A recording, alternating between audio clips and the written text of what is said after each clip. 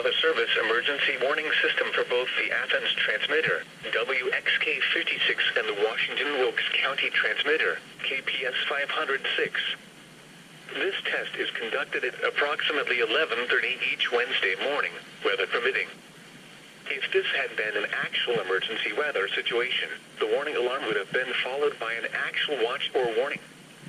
Reception of this broadcast and the warning alarm will vary at any given location. This variability, normally more noticeable at greater distances from the transmitter, will occur even if you are using a quality receiver in perfect working order. To provide the most consistent warning service possible, the warning alarm will normally be activated for warnings in selected watches within a 40-mile radius of your transmitter. This area includes the following counties in the Athens listening area: Banks, Barrow, Clark, Albert, Franklin, Greene, Hall, Hart, Jackson, Madison, Morgan, Oconee, Oglethorpe, and Walton.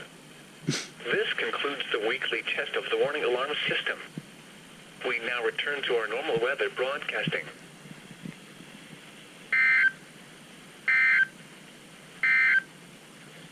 The following reports of weather temperature and wind were made at 11 a.m.